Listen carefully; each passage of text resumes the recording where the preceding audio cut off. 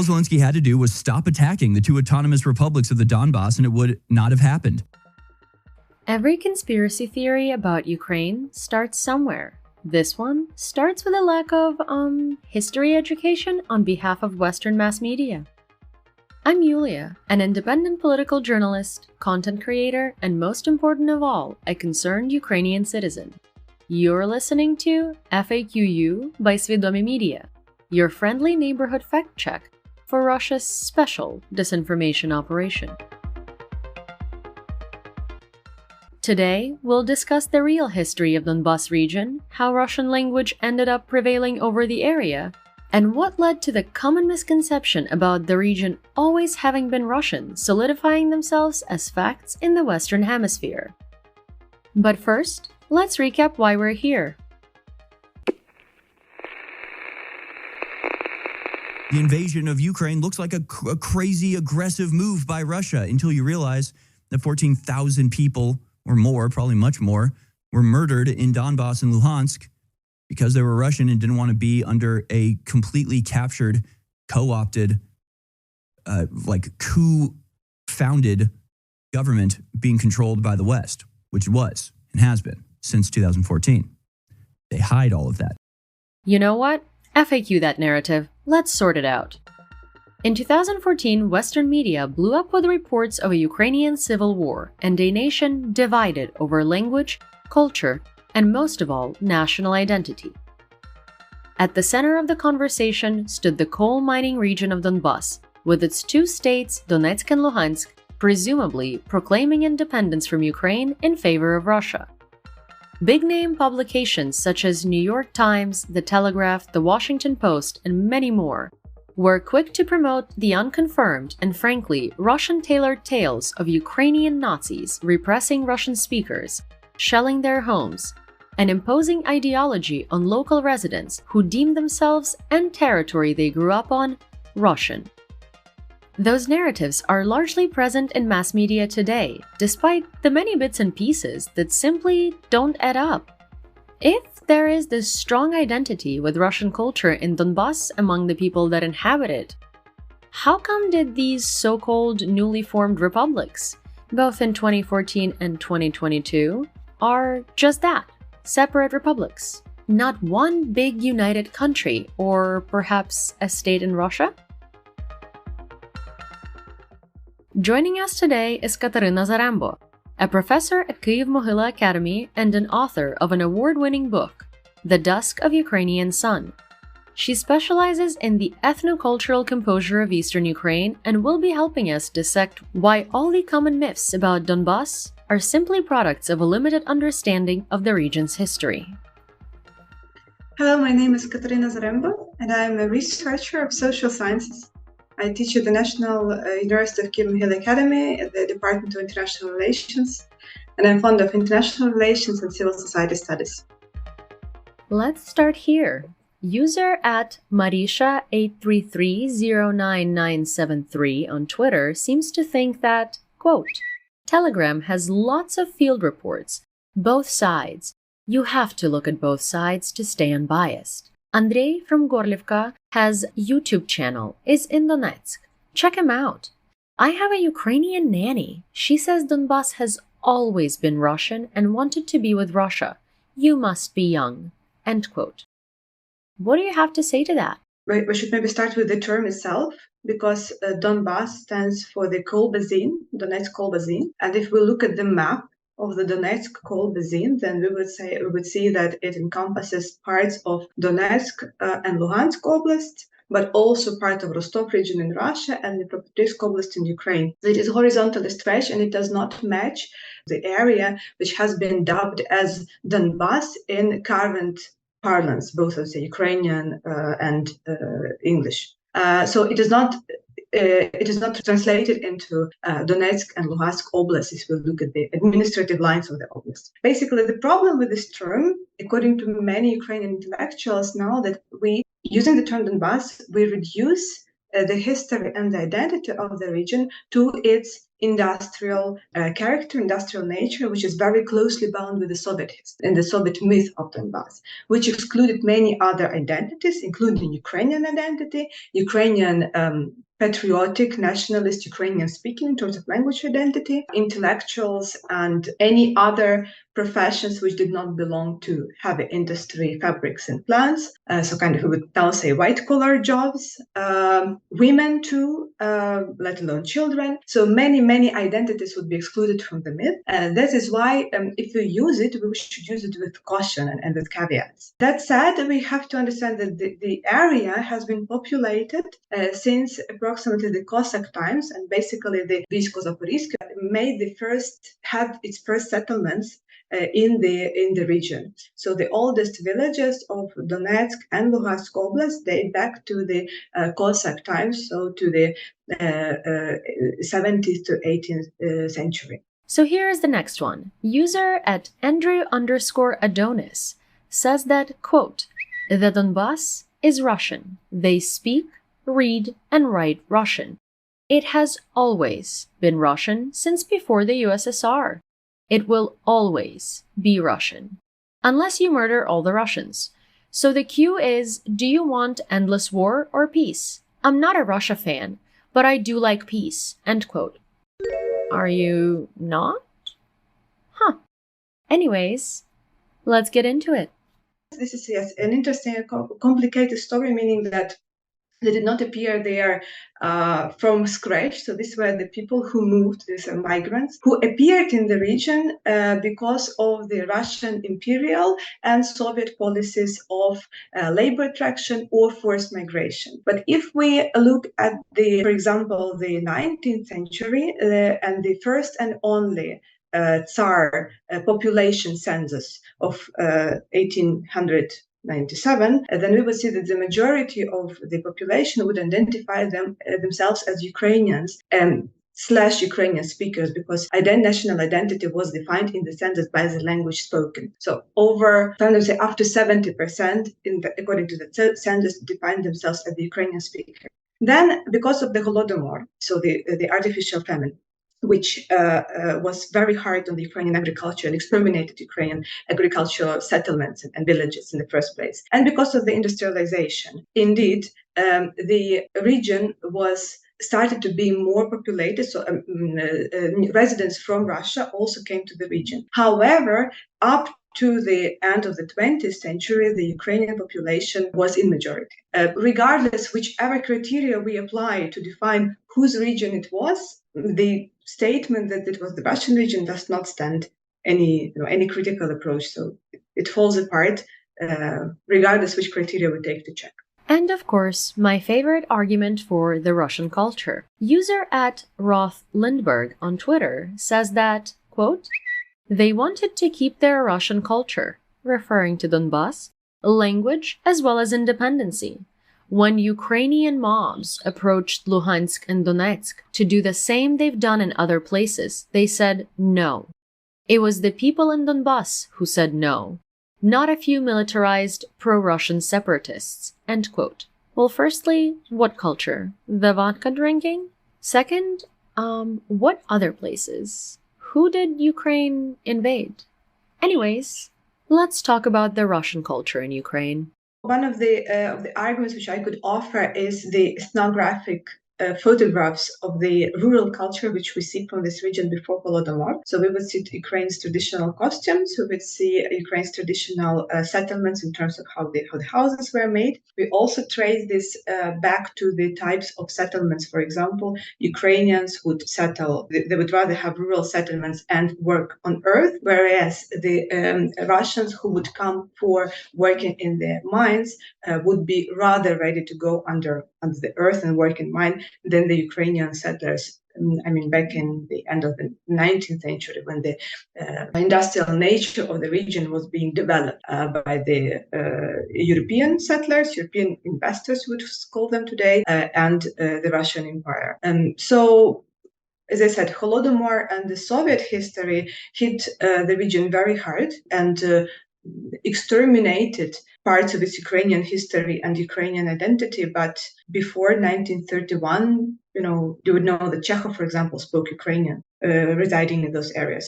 Something very important, which I would like to say, that Ukrainian post-Second World War culture, specifically in terms of the writers and in terms of the dissidents, is pronouncedly pro-Ukrainian. So a big part of Ukrainian dissidents, including those who started the Ukrainian Helsinki Human Rights Defense Group, hail from the region. So again, I deliberately omit actually using the term Donbas, so from Donetsk and Luhansk oblast, from the east, including, for example, Ivan Dzюба, a very famous Ukrainian dissident and human rights defender, Vasyl Stus, who is the icon of Ukraine's resistance and who was killed in the prison camp in 1985, so 6 years before the Soviet Union dissolved, was closely tied to the city of Donetsk in his life. He wasn't born there, but he lived a big part of his life there. Nadia Svetlichny, Ivan Svetlichny, and many other pronounced names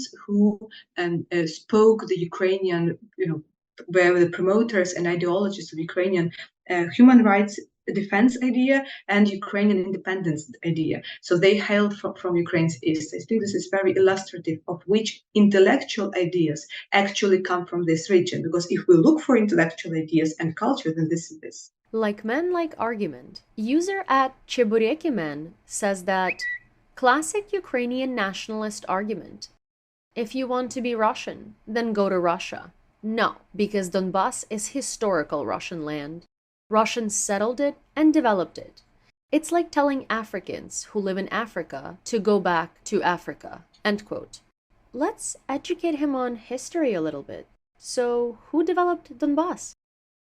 If anyone developed the land to its industrial nature, for which the region is famous, this is definitely not Russia. These are Western Europeans, like French, German, Welsh, and Belgian settlers who came with their big money and advanced industry, including their own engineers, and started to elaborate the industrial potential of the region, starting from the second half of the 19th century. And then basically what happened with the First World War and the Bolshevik Revolution, that when Bolsheviks took over the Tsar government, the Tsar regime, they just expropriated these companies, dual companies between the Russian Empire and Western Europeans. So basically, they told the Western European proprietors, you can be free, they're just ours. The Western Europeans were specifically invited by the Tsarist regime because they could not develop it in the way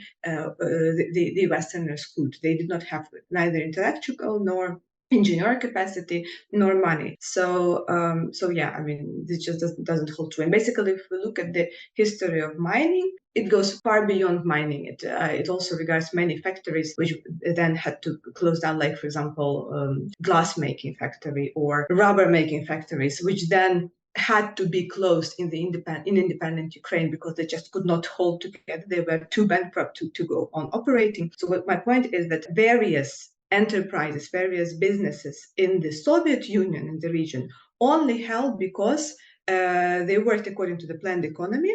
And then in the beginning of independent Ukraine, because of the state dotation, they call it in Ukraine, so when state subsidizes unprofitable enterprises. The golden age of the region's industry was when the Western Europeans contributed to it or started it. But in fact, the Soviet regime, if we look at the history of the mines in Soviet regime, then we will see that they would every year produce worse results, less efficient, life-threatening. So basically, there was no anti-person-oriented business. Yeah. So if Russians did anything there, they just stole and then brought to neglect. That's it. Here is another one.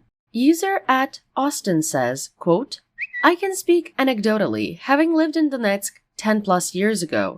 I would say the sentiment was 50-50 on whether they wanted to be a part of Russia anyways. I had friends join the separatists, pro-Russian army. I speak Russian because everyone else in eastern Ukraine did. End quote. Did Donetsk want to be Russian? I will start with the end, and I would say it is surprising to me that even after the European Court of Human Rights ruled that Russia controlled territory since like May 2014, many esteemed intellectuals whose job is to think critically still hold this is some kind of civil war, civil conflict, whatever, and this idea holds. And I see publications like books published in 2022, and books, not one book, which features this title of civil war in Ukraine or something like that. And this is also utterly wrong.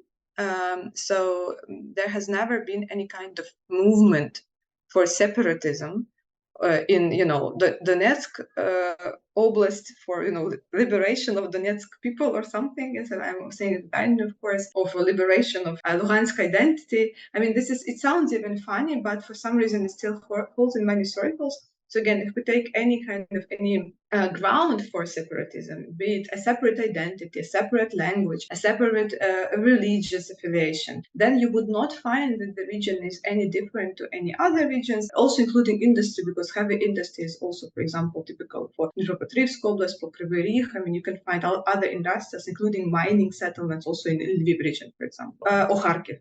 So it doesn't hold true, and basically that's the point. Whichever critical divergence you try to find in either Donetsk oblast or Luhansk oblast, you will not find it. And there has never been any kind of persecution of the freedom fighters of the oblast. Never. Yeah? So this story of People's Republic was completely artificially created. And people without any insignia, so people dressed in civic clothes, who tried to capture the administrative buildings. They did not know where these buildings were, and they asked the locals, like, where is the administrative building? How can they find it? They asked for directions. Or, for example, another telltale example is when a strange person in the street started burning the flag of a Shakhtar football club.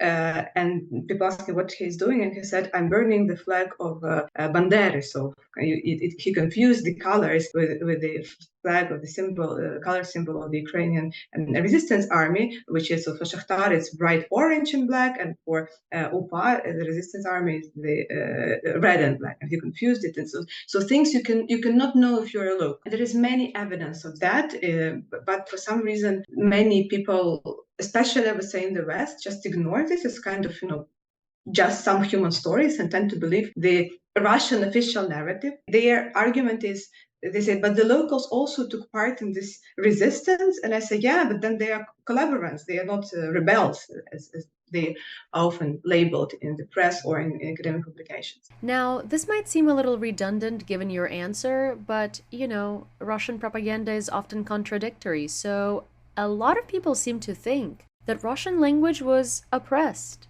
Is that so? Before the independence, 66% of the residents of Donetsk Oblast considered the Ukrainian language as their native language. 66 is also an important figure to demonstrate this affinity with the Ukrainian language. And in 2001, those who call this language their native, but it's important also to distinguish between calling the language a native language and speaking it in the family or work situations. So it was reduced to 41%. Basically, this affinity with the language dropped by 25%, and this was already in independence. According to the latest census already done by independent Ukraine in 2001, the proportion of speakers was roughly 90% of Russian speakers. Let's not confuse Russian speakers with Russian nationals. So the region was overwhelmingly populated by Ukrainian citizens, so holders of Ukrainian passports, who spoke overwhelmingly Russian. And only 10% then spoke Ukrainian, and this 10% was rather limited to rural areas, not to the cities. Cities were urbanized and Russified. So no, I mean, this was exactly the opposite. The Russian language flourished in the region, despite the fact that, according to the Ukrainian constitution, Ukraine has only white state language. But schools were taught overwhelmingly in Russian. There were Ukrainian classes and Russian classes in schools, so the parents could choose the language for their children, and this was, the common practice. Actually, the Ukrainian-speaking places or spaces were super limited to very specific areas where people either chose to do it on purpose, like literature clubs, reading clubs, speaking clubs, or universities and various intellectual milieu. But overall, I would say that the Russian language enjoyed every kind of support and priority. And I cannot remember a single instance of the fact when Russian would be oppressed in Donetsk and Luhansk oblast. My hypothesis is that this was because of the local authorities, local government. So in the 90s, quite quickly, it started being transformed to the what was then called the Party of the Regions, but the people were roughly the same. So this kind of criminal oligarchic clique, which was also overwhelmingly Russian, and the support for the Russian language on their behalf was immense. Meanwhile, we can see that Ukraine, independent Ukraine, was stuck in the regional power struggle. So there were elites from Kateryna, there were elites from Donetsk. They were basically not as pronounced oligarchic elites from the Western regions, because this is the structure of the Ukrainian economy, that big business is not concentrated in the West. I would say that in terms of the language and culture, Ukraine had a high degree of decentralization back then in the bad meaning of this term. So basically, Kyiv did not do anything to kind of enforce or punish the non-observance of the constitution in terms of language. And then also we have to admit that the law, for example, on the obligatory using of Ukrainian public spaces in service only came years later. So I would say we also lack some legal instruments. So I attribute it to the regional authorities who had, I would say, a local, a provincial, and partially pro-Russian agenda, but not pro-Ukrainian one. How about this one? User at money_Mitch777 wrote that, quote, "With welcome arms. We seen this with the people of Donetsk, Mariupol, Crimea. Damn near everywhere the Russians purged Nazis and gave safety to Ukrainians." End quote. Can we talk about this? Support for free Ukraine, free independent Ukraine was in Donetsk and Luhansk regions higher than for the Revolution of Dignity, despite the fact that you have to underline that the protests for the European choice, human rights, and dignity also took place in many cities in Donetsk Oblast and in Luhansk Oblast. But the 1,000-strong demonstrations only started in Donetsk in March 2014, when people already felt that something is going wrong, that these people, strange people without insignia are threatening their city and their region. And this was also when the first victims fell dead from the hands of unknown black-dressed people. The name of the local activist who was one of the first to be killed was Dmytro Chernyavsky, and then there was the Rybak, the local Horlivka deputy, Volodymyr Rybak, and other people. People definitely protested, and while several thousand-strong demonstration may not seem as a big number for a city like Donetsk, which was a multi-million city, not a over 1 million city, then we have to also know that this tradition of mass protesting was not typical for Ukraine's East, also for many reasons. So I would suggest that we compare Donetsk to Donetsk rather than to Kyiv. And so we have to see that there was public protest for once. Secondly, what is also important to understand that Ukraine in 2014, in March, in April, in May too, was in a kind of power vacuum when Ukraine's security services were subjected to FSB based on a legal agreement between SBU and FSB in 2012, when Ukraine had a 6,000-strong army. Just listen to this figure, 6,000-strong army. Now Ukraine has up to 1 million strong army. Then we had 6,000 deployable troops. And I think this is very important to underline that, security-wise, so defense-wise, Ukraine was rather weak. I would assume that this was a deliberate step by Russia to attack when Ukraine was weak. And we also have to remember that the front line moved.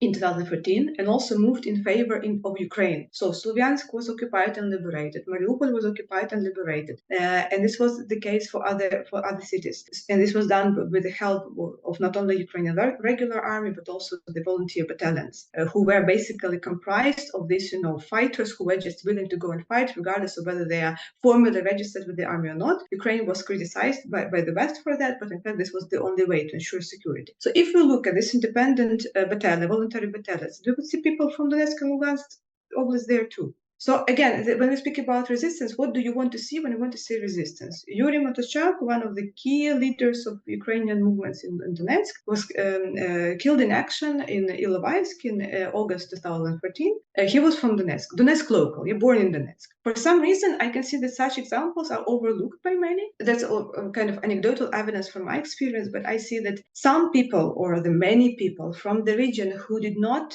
for any reason joined army in 2014, and again I can give more examples of those who did, but those who did, and they did so in 2022, and I see this. I have various examples of this kind of like defense with the second company, because the Ukrainian military calls it the second company. The first one in 2014, because you do not run away if they left the region as IDPs, intentionally displaced persons. You do not run away the second time. So this was about Said Ismailov, for example, who is very famous Ukrainian paramedic, the representative of Ukrainian Muslims, who now fights in Ukraine's east. And there are many other examples of that. So was there resistance? Of course there was resistance. But I would say that this story was not media communicated well enough. And once it wasn't, it is hard to kind of, rewrite the story in retrospect. And we arrived at my favorite argument, the Azov Nazis. User at thatdayin1992 says that the UN demands that Russia leave Ukraine. But where was the UN when the US illegally couped Ukraine in 2014? Did the UN stop the 8+ years of bombing of ethnic Russians in Donbas by the US-backed Azov Nazis? End quote. Here we are at Azov and the bombing of Donbas. Yeah, Bandera Nazis from Azov is actually another interesting case. I mean, I'm not an expert in kind of Azov movement and Azov battalion, but it is also very interesting to me as a researcher to see that Azov was a Mariupol-based battalion. Is said to have one of the best military training bases in Ukraine among all units. And I think that when we speak about Azov, and again, especially when people can't quite locate Mariupol on the map, I fortunately had this experience in TV shows in the Western countries, when they kind of confused, for example, Azov and Black Sea. So people do not realize that these are, not all of them, but the big part of Azov battalion were the locals. The local people living in the Donetsk region. And it's kind of, Azov is something different from Donbas. Yeah, okay, it is different. It does not belong to the Donbas post-Soviet myth. With Azov and with Berdyansk, it is also the case for me when I go presenting in my book. The people from the east and the south would stand up and speak as if they were also from the east, because they would share similar stories. And this is exactly because these Russian-speaking regions, Russian-speaking, not historic, so not voluntary, but as a part of imperialist policies of Russia on Ukraine's territory. So they know that they are that Russia attempts to instrumentalize these regions, to establish Kharkiv People's Republic, Zaporizhia People's Republic, Odessa People's Republic, as a part of Novorossiya project, which again I think many people overlook, but it's dating back to 2014. And they speak and say, "Come on! I mean, we are Ukrainians. We support independent Ukraine. We don't want to be part of Russia."